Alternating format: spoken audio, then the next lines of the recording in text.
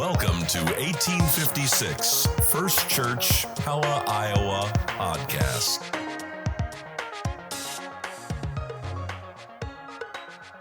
Breanne, it's Sunday afternoon. It's good that you're here. I hope you're having a good day. I am. Thank you for your flexibility. Our family just got back from vacation, and we're turning around and headed to visit family, so I appreciate us doing a day. A vacation doubleheader. Yes. First you went east over to Michigan, and now you're going to go to south to another state that begins with the letter M. Yes, we're headed to Missouri. Oh, how exciting is that? Yep, well, hey, my pleasure to be with you here on a Sunday afternoon. It's been a great day at church, and so rather than going home and having my beautiful Sunday afternoon nap, I am in here with you and our substitute producer for the day, Dawson Ford, who is, replacing Mike Melody, who's down in Mexico. So it's all working out great today. So, did you have a good vacation? We did have a good vacation. It was beautiful in Michigan. The weather was perfect, and I had never seen water so clear. Yeah, it's cold there, isn't it? The weather was a beautiful lower 70s. Oh, yeah, that's beautiful. And, when I was growing up, we'd go to Lake Michigan, oftentimes in Michigan. I remember hot sand, cold water. But yes, the sand was hot. yes, and now, of course, today you're going to turn around, you're going to go the other direction to Missouri, and you're not camping, though, there, are you? We're not for this change. Yeah, we are just headed down, staying at a place down there near Stephen's side of the family. Oh, it's beautiful. Now, I know you've affectionately named your motorhome Marty. Yes, we have. We like to name our vehicles. So the first thing you said is Marty served you well on this trip. Yes, Marty did. And I'm sure Marty likes a good heap of gas in his tank, doesn't he? Yes, we can drive the whole 9 hours to Michigan without needing gas. It's amazing what a 300-gallon tank does. That's right. It sure is. I'm sure it's not that big, though. I don't really know, but it's big. But, wow, that's great. And do you drive it, or does Stephen just do the driving? Absolutely not. I do not drive it. Stephen is the driver, and I'm the co-pilot. All right. Well, it's good for men like Stephen to have a little friend in the other seat so that they go the right way. Yes, we have some good conversations, and I'm up and down fixing food and helping kids. Wow, I've never traveled in a motorhome before. I don't know what it's like. I've never gotten up while I was driving, but apparently you can with Marty. Well, all that being said, glad you had a good time. Hope you have a great time this week. And here we are on Sunday, and we'll get this released out there so people can hear it today. But as announcements go, the big thing on the docket now is VBS. That's right. Vacation Bible School, and some of the props are coming in. I know that the people who are working hard are finishing up these things this week. It's going to be great. But you know what the most important thing about Bible school is? What is it? We got to get the word out to people to come, because now all this prep has gone in. So as was announced in church today, we've got people who took home some door hangers, and they can hang them around their neighborhood for some people. And then we're going to have a concerted effort on Wednesday morning at 11 o'clock. I'm hoping that a whole bunch of people come out and walk the neighborhoods with me, because we're gonna put out about 500 door hangers. Yes. And if we have enough people, we're going to be done in an hour. If we don't have enough people, I'm probably still going to be walking somewhere on Saturday, somewhere in Pella, all by myself with my dog, Hudson. Well, I hope you get a good crew. I hope we get a good crew, too. Of course, I can't guilt you into coming because you'll be vacationing, sitting by the pool. But anyway, hopefully people can help us out with that. It's been fun to watch this silent auction this morning. There were some bidders out there that were making sure they got the last bid before they went home. Boy, there's everything, but there's half a hog out there. There's paintings out there. Yeah. There's all sorts of things. I'm so grateful for the way that First Church bid on this. Looks like there's going to be a nice chunk of money that we'll be able to give to Scott and Becky and their trip to Japan, which is beautiful. And you know what else happened this morning, Breanne? What happened? We concluded our Sunday curriculum for, our discipleship for adults. Yep, we sure did. And you were teaching one of those classes, weren't you? Stephen and I and Jaron and Donna Stainhook, we were doing the marriage one. That's great. So you kind of ended on a positive note at the end of your class? We sure did. We had 2 chapters. Wow, 2 chapters to cover in 1 week. Yes, so well, good. Great. Well, I finished my class this morning. We read through Joshua, Judges, Ruth, 1st and 2nd Samuel, 1st and 2nd Kings, and it was a good conclusion today. And I know that there must have been some misbehavior in Alex Foley's class, because he kept him after class for almost 20 minutes today. And so, scripture grateful for everything that went on. And now we're gearing up for a month off in August, but in September, the second Sunday, we're going to start a new curriculum, a new discipleship groups for adults, and we're actually have 3 years of classes now developed. So the first 3 that we're going to offer, you can get ready for this, folks. Think about what you want to take. They're awesome. We're going to have Prayer 101 taught by Bryant. We're going to have Bible Blueprint 1, of which is going to be the Old Testament, taught by Alex Foley. And then I'm going to teach Systematic Theology 1. That's the first half of Systematic Theology. And we decided in putting together a 3-year curriculum that these are classes we would like every adult in church to take. So I hope that everybody takes one of these classes. They're geared at the level that you're at. We're going to learn a ton together, and it's going to be good for the church, and it's going to be great for your witness for Jesus Christ. So hopefully you'll sign up for one of those too. Yes, I'm excited about them. I just have to decide which one. Yeah, you're a lifelong learner, so I'm sure you'll learn it. Absolutely. And then, boy, you weren't here, Breanne, but we had a ton of people for our movie night this week. Oh, that's awesome. I'm It was glad. amazing. It was Facing the Giants, right? Facing the Giants. The popcorn was exquisite. I think I went back for popcorn 4 times, and they were out, they were out, they were out, they were out. But finally, halfway through the movie, I finally got my bag of popcorn, which I was very happy about. And but no, it was a great movie. People loved the movie, came out very excited. So we hope to have a third movie night later this month. Great. Well, one other big announcement that I need people to go out and buy your Dino tickets in the month of August. We want to sell this thing out. And so there's still tickets left for Dino. And we got special guest Timothy Noble going to be there. It's going to be a great night.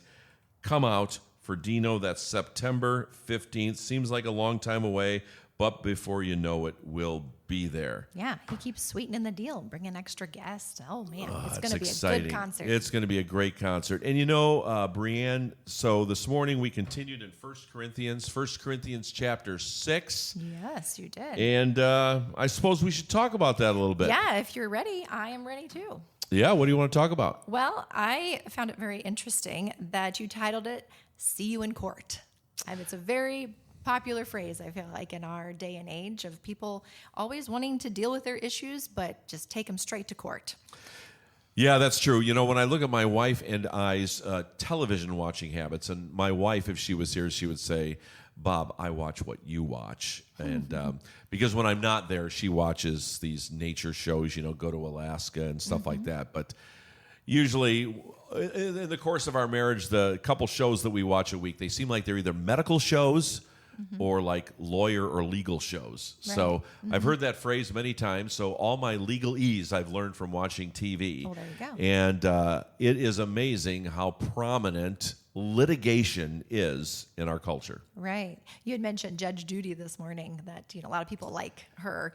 And I was just wondering, what do you think it is our fascination with these shows and the legal system? I think a lot of people, you know, and I'm serious here, you know, made in God's image, I think that there's a cry for justice. People want to see justice done. And so I think that's one of the things that people often see in legal shows. They want to see wrong made right. And I think shows like Judge Judy or, you know, the People's Court, I remember with Judge Wapner years ago, they just want to see things set right. And that's why they've always been very popular. Sure. Yeah. I mean, they are interesting to watch. You had said, you know, people all over the place, they just want to sue each other. But it's, you know, you had given an extreme example of a neighbor who didn't like the barking dog this morning. And she was being wronged, but she was trying to right it in her own way. Yeah. So do you think that that is a lack of faith on our part as Christians for things to be righted? Well, you know, of course, Paul's specifically talking about Christian to Christian here. I don't think that was the case in our opera fighting lady this morning. But, you know, it's very sad when Christians can't kind of roll up their sleeves and say, can we sit down and work this out? That they'd rather fight it out in court, and where there's going to be a winner and there's going to be a loser. And from a relational standpoint, that winner and loser often stay that way for life, of which doesn't bring honor to the body of Christ. Yeah. I mean, the Bible does say we're supposed to get along, as you mentioned. And you had tied that to the Matthew 18 principle. Right.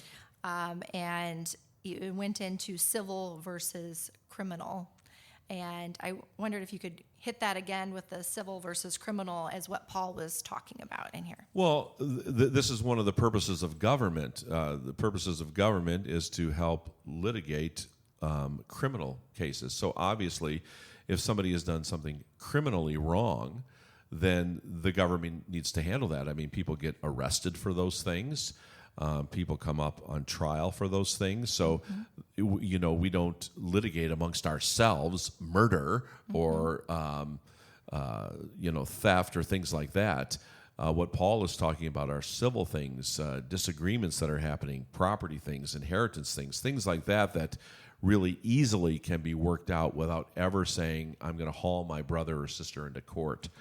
And, of course, when we go to any courts within a county or a state, there's criminal courts and there's civil courts, and the criminal courts are full enough. Yeah. Let alone for people to be filling it up with all these civil cases, especially Christians. How does Paul's guidance through this kind of, I guess, dispute what we as believers think normally, or how that would challenge us to our usual approach to conflict? Yeah, I think it's, I think we have a natural tendency we want somebody else to help settle it for us. I think Paul would acknowledge that. He would say, yeah, find a wise person in the body of Christ to help settle it. You don't have to go to a pagan judge, as he described it here. These people, they're living in this way. How can you expect them to understand how to kind of decide or arbitrate in your case when they don't even know what it means to be a Christian? And so, yeah, when things get tough, and I don't doubt that things get tough. I've been involved in tough things before. It's nice to call in somebody, hey, will you sit down and would you listen to us and maybe help us in the discussion? It doesn't have to be some binding arbitration initially, but sometimes involving a third party is just helpful. Sometimes one party can be challenged. I don't think you heard the other person the way that they're talking, and they just need a little bit of a nudge. Because sometimes, I don't know if this has ever happened with you, but I know it's happened with me, we can get stubborn. And when we get stubborn, sometimes we don't listen the way we should. Sure. And this happens in marriage too. Yeah. And I often think, if marriages would cry out for maybe a third person, maybe it's a counselor, a therapist, maybe it's a mature couple in church. Can you come alongside of us? We need help. Will you listen to us? And that way, that doesn't have to go off into some civil court where thousands of dollars are spent and families are ripped apart. Right. Yeah, we often talk about seeking to understand before being understood. And that in itself is being humble, where we can step back and we might not have interpreted what they said, or maybe it was the tone of voice. So, yeah, that's very good. You had mentioned, too, that the Corinthians were forgetting who they were in Christ, and how that can be a positive witness in a grace-filled resolve. And I wonder, in this secular world where we talk about bringing the judgment, why would we bring it to a secular world when we need to bring it here? What would you, guide someone in that? How would you help them trust that process to go with a Christian counselor type of wisdom?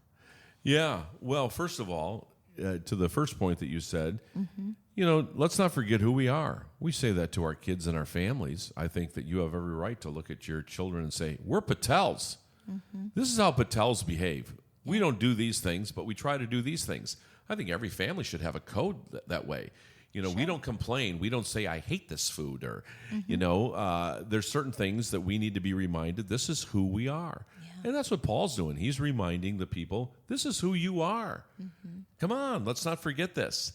And so before you think about going to court, before those words would come out of your mouth to another person that would say, I'll see you in court, maybe we can look at somebody, and I'm dead serious when I say this, for the sake of Christ and the testimony we have for Christ, can we at least agree upon finding a way to resolve this that wouldn't take us to court? Yeah. I think that's a good thing that Paul is seeking here. Can we figure out an additional path? I'll go back to divorce. Sure. I love it when I hear young couples say, we are absolutely agreed on the fact that we are not getting a divorce. We are never going to go to that place. And you know what? I've seen a high amount of success with that when they declare we're not going to do that. In other words, we're not going to go to court. We're not going to do this. We're going to find a way to resolve this because Christ gives us a way. And so now with any other thing that's going on, can we look at our brother or sister in the eye and just say, can we commit to finding another way? And you know what? Either one of us may not get everything that we want. But again, for the sake of Christ, for the sake of the testimony of the church, can we do this? Oh, what a big thing that would be. Yeah. If people would commit to that. Yeah. No, that's, again, the illustration of marriage. It's a wonderful picture in our marriage or the book we went through during the 11 o'clock hour of adult discipleship. And it was talking about how marriage is a beautiful picture of the gospel. And so I feel like you definitely are tying this back where we can even apply this into our own marriages. Amen. You had went on to talk about how Paul used the word shame and how that hurts. Can you talk a little bit more about what Paul was going after there? Well, I tell you what, when he says basically shame on you, that makes me sit up and listen because, I mean, I can't think of the last time that this was ever said to me. But it would be stinging if somebody looked me in the eye and said, shame on you, Pastor Bob, shame on you. I mean, those would be cutting words. What have I done so egregious that you would say, shame on me? I don't use those words very often, even with raising children. I mean, they would have to do something extremely shameful for me as a dad to look at them and say, shame on you. But this is the words that Paul uses here.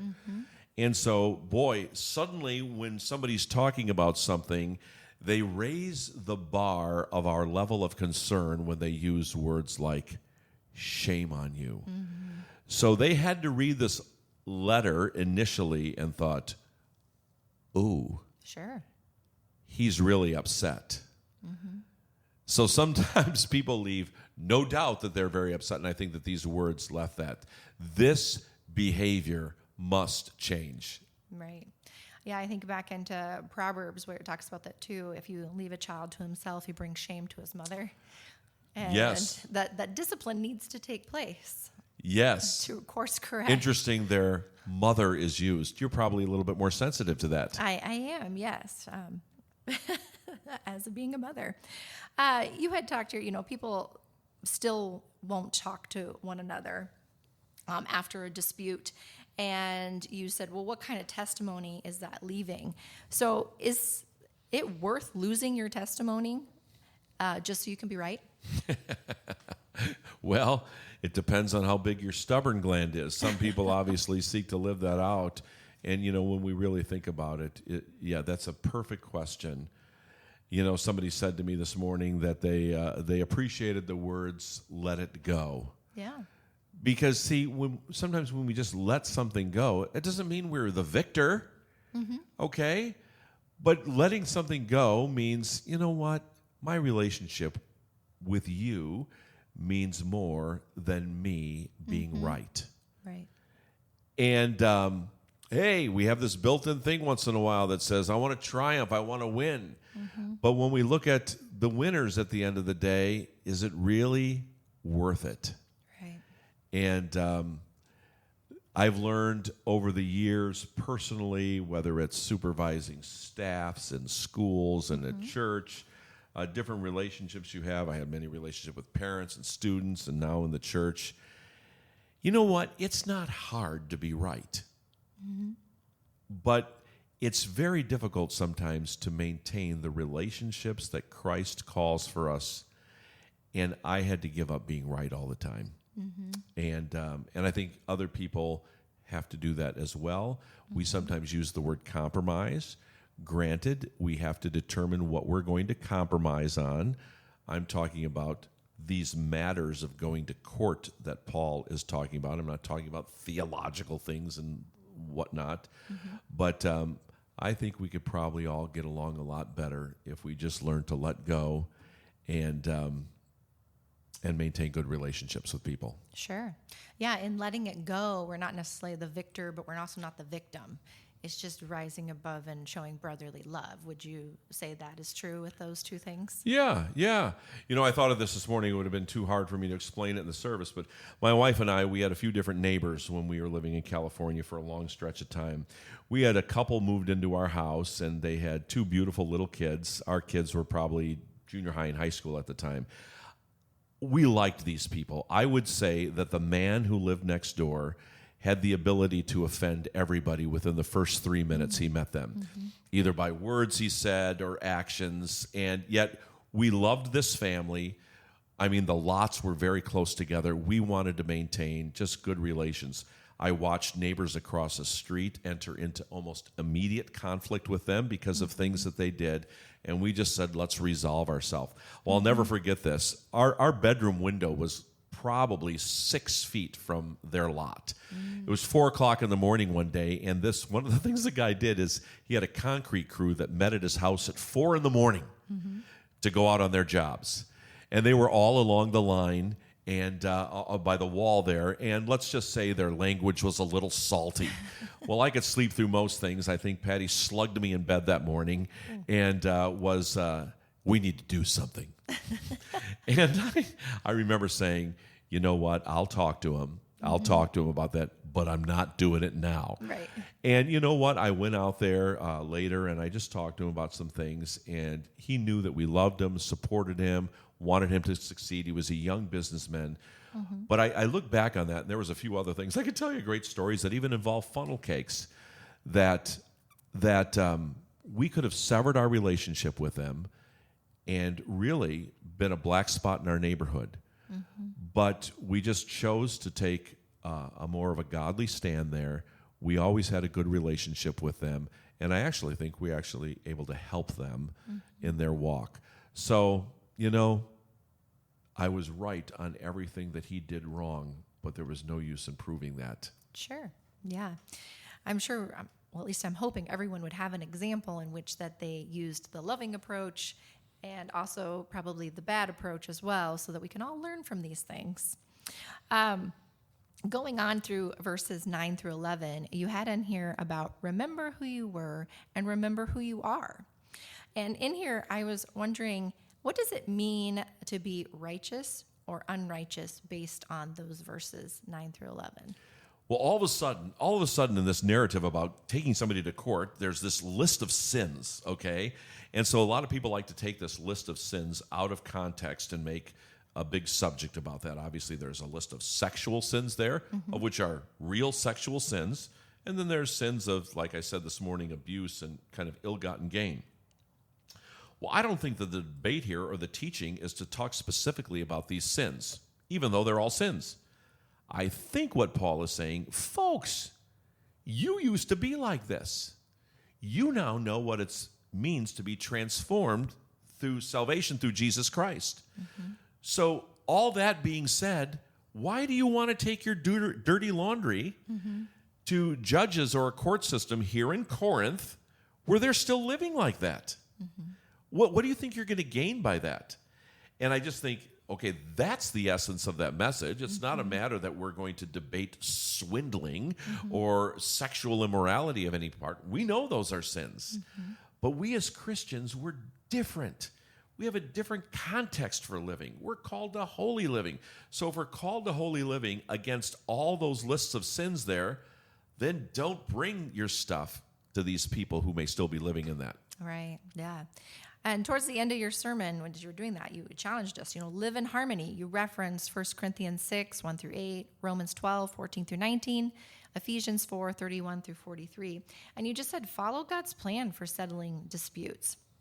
And just to recap, you had said, humility replaces pride, thankfulness replaces arrogance, and mercy takes over for resentment, and love conquers all.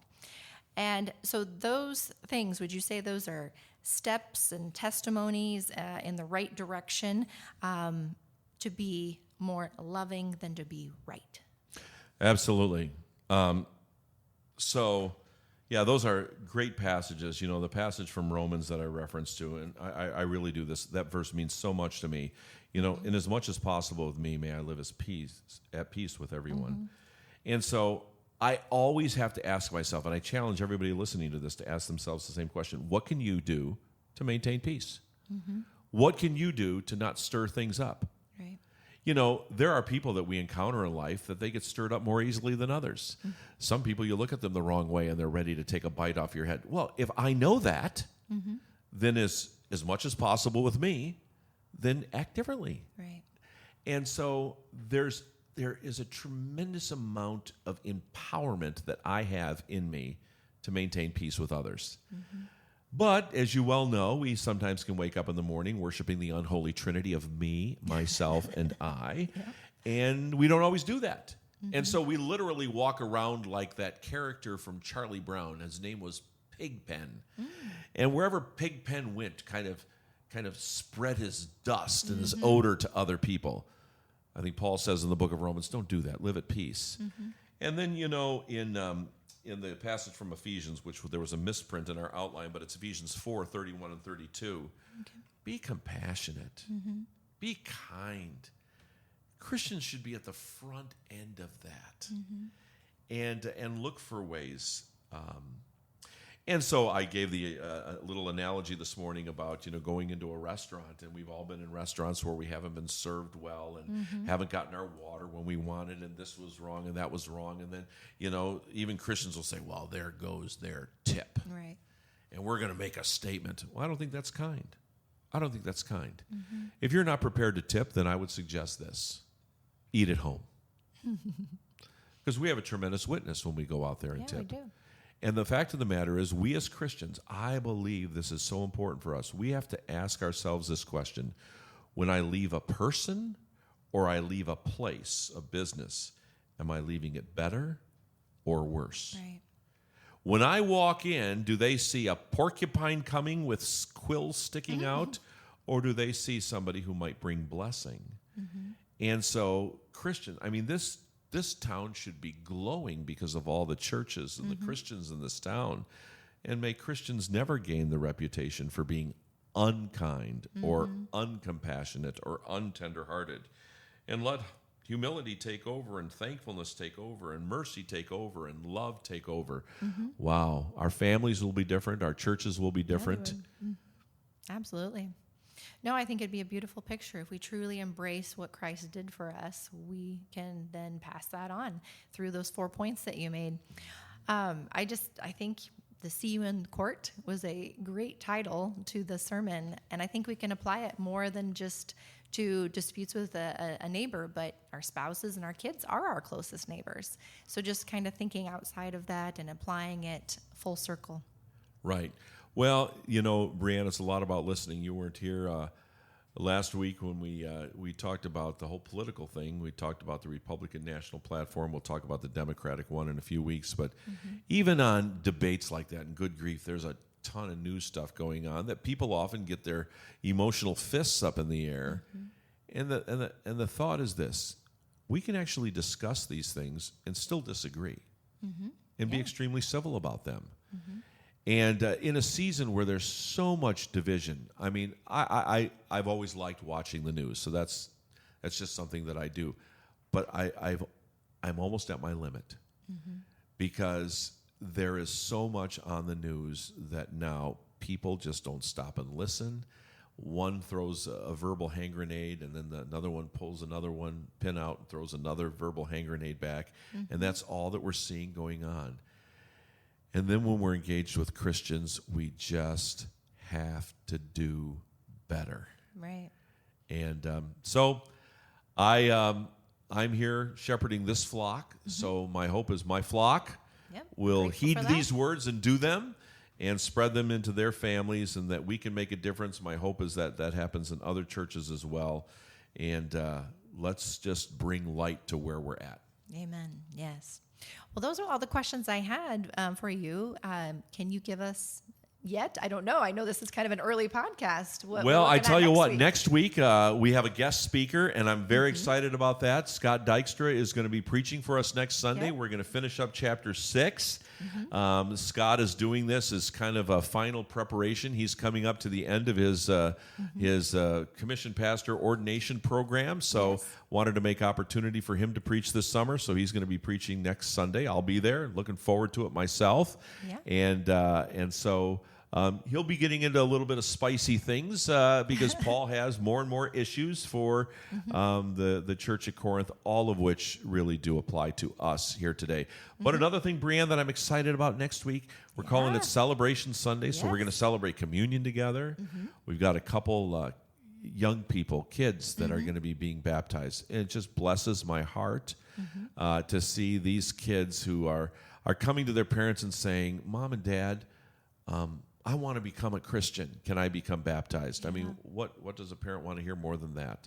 So we have that, and we have new partners in mission coming in. These are families that took our starting point class. They took it about a month ago, so it's going to be a great Sunday together. And from there, we launch into VBS. So these next few weeks are going to be a whirlwind and filled with celebration. So, you know, you're right, Breanne, it's 7 days away. But what happens at 9:30 here next week? Oh, we're going to have a great service. Are you going to be back? We will not be back in time for it, but like you miss all the good services, but that's okay. You'll be having a good time. You get to play right on Marty's dash. We listen to you on the road. Oh, that's good. We'll have Stephen watch the road, not Marty. And but I guess we'll catch up with you. What will that be? And August 5th, we'll be here ready to help with VBS. And you'll be here to help with VBS, and we'll do our next podcast in and around then, right? We sure will. All right, Breanne. We'll have a great week, and thank you, our special guest technical advisor, Dawson Ford, in here, and. Folks, God bless you. Have a wonderful week.